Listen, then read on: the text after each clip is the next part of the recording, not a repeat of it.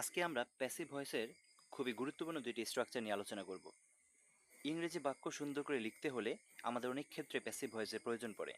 Passive voice আমাদের লেখনীকে আরও অনেক সুন্দর করে দেয়। প্যাসিভ ভয়েস কি তা আমরা শুরুতে একটু জেনে নিই।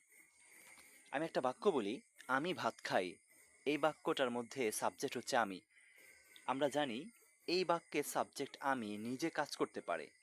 কিন্তু যদি আমি বাক্যটা এইভাবে বলি, ভাত খাওয়া হয়, এই বাক্যের সাবজেক্ট হচ্ছে ভাত। ভাত কিন্তু নিজে নিজে খাওয়া হতে পারে না। দ্যাট মিন্স এই বাক্যে সাবজেক্ট নিজে কাজ করার শক্তি রাখে না। আবার বলি, আমি তাকে হত্যা করলাম। এখানে আমি হত্যা করলাম, তার মানে আমি সাবজেক্ট কাজ করার সক্ষমতা রাখি। এটা অ্যাক্টিভ ভয়েস। আবার যদি আমি বলি তাকে হত্যা করা হলো, এখানে কিন্তু সাবজেক্ট নিজে কাজ করার ক্ষমতা রাখে না। যখন সাবজেক্ট নিজে কাজ করে তখন এটা অ্যাক্টিভ ভয়েস।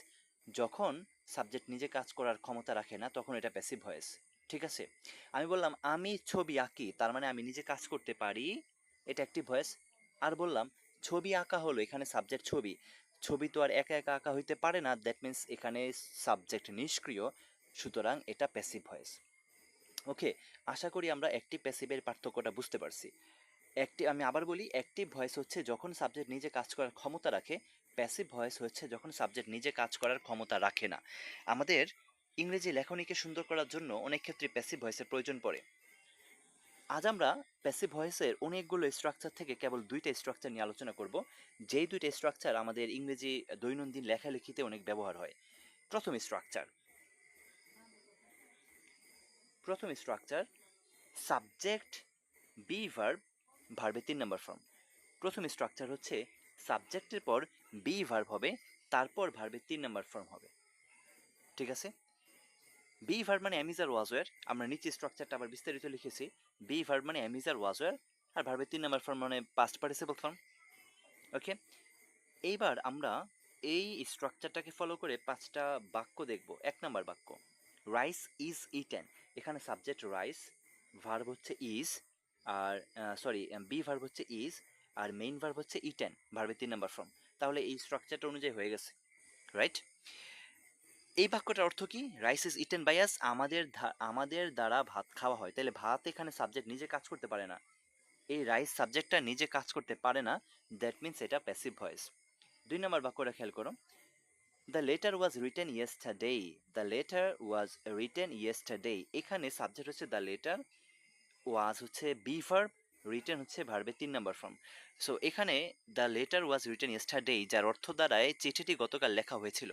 এখন চিঠি নিজে নিজে লেখা হতে পারে না, দ্যাট মিন্স এটা প্যাসিভ ভয়েস। ঠিক আছে? আচ্ছা, এই বাক্যে সাবজেক্ট হচ্ছে দ্য লেটার, আর বি বি ভার্ব হচ্ছে ওয়াজ, আর ভার্বের 3 নম্বর ফর্ম হচ্ছে রিটেন।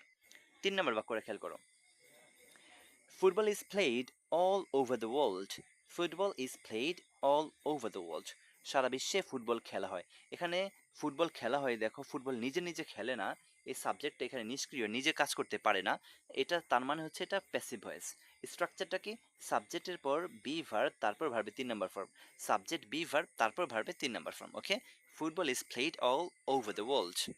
এবার 4 নম্বর বাক্যটা খেয়াল করো। 4 নম্বর বাক্যটা, the room is cleaned every day. The room is cleaned every day, প্রতিদিন রুমটাকে পরিষ্কার করা হয়। এখানে সাবজেক্ট দ্য রুম নিজে নিজে পরিষ্কার হয় না, অন্য কেউ রুমটাকে পরিষ্কার করে। দ্যাট মিন্স এটা প্যাসিভ ভয়েস, কারণ সাবজেক্ট নিষ্ক্রিয়। অ্যাক্টিভ প্যাসিভের স্ট্রাকচারে দেখো, সাবজেক্টের পর বি ভার্ব, তারপর ভার্বের 3 নম্বর form. The room is cleaned every day. Okay, এবার 5 নম্বর বাক্যটা খেয়াল করো, a song was sung by her. A song was sung by her, এখানে সাবজেক্ট হচ্ছে a song, was be verb, sung ভার্বে 3 নম্বর ফর্ম। এটা একটা প্যাসিভ ভয়েসের স্ট্রাকচার। একটা গান গাওয়া হলো বাই হার, তার মাধ্যমে, তার মাধ্যমে গান গাওয়া হয়েছে, এখানে এই সাবজেক্ট এস, আ সং, এটা কিন্তু নিষ্ক্রিয়, তার মানে প্যাসিভ ভয়েস। ওকে, তাহলে আশা করছি আমরা একটি প্যাসিভের এই স্ট্রাকচারটা বুঝতে পেরেছি। প্যাসিভ ভয়েসের এটা খুবই গুরুত্বপূর্ণ একটা স্ট্রাকচার। এবার আমরা স্ট্রাকচার নম্বর 2 দেখব। 2 নম্বর স্ট্রাকচারটা খেয়াল করো, এটাও আরেকটা গুরুত্বপূর্ণ স্ট্রাকচার, খুবই গুরুত্বপূর্ণ একটা স্ট্রাকচার। স্ট্রাকচারটা হচ্ছে এমন, সাবজেক্টের পর মডাল ভার্ব, তারপর বি, তারপর ভার্বের 3 নম্বর। সাবজেক্টের পর মডাল ভার্ব, তারপর শব্দ বি, বি শব্দটা এখানে কিন্তু বি ভার্ব না, মডালের পর বি শব্দটা ব্যবহার হবে, তারপর ভার্বের 3 নম্বর ফর্ম ব্যবহার হবে। যেমন স্ট্রাকচার দেখো, মডাল ভার্ব কোনগুলো আশা করি জানো, shall, should, will, can, could, may, might ইত্যাদি।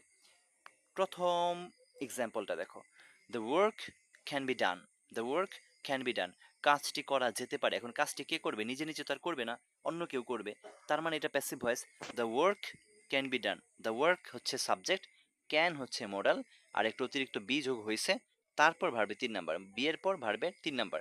The work can be done structure অনুযায়ী হয়ে গেছে। ঠিক আছে, স্ট্রাকচার অনুযায়ী হয়ে গেছে। ওকে, 2 নাম্বার বাক্যটা খেয়াল করো। Rules must be followed, rules must be followed, রুলসগুলো অবশ্যই মানতে হবে। রুলস অবশ্যই মানতে হবে। কে মানবে? অন্য কেউ মানবে। তার মানে প্যাসিভ ভয়েস। এই রুলস এখানে সাবজেক্ট নিজে কাজ করতে পারে না, প্যাসিভ ভয়েস। ওকে, তো প্যাসিভ ভয়েস স্ট্রাকচার অনুযায়ী rules must be followed, subject modal be ভার্বের 3 নাম্বার ফর্ম। ওকে, স্ট্রাকচার মিলেছে। এবার আসো পরের বাক্যটায়।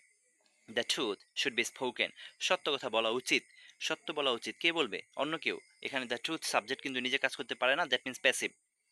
স্ট্রাকচার অনুযায়ী সাবজেক্টের পর শুড মডাল, বি ভার্বের 3 নাম্বার ফর্ম। ঠিক আছে, the truth should be spoken.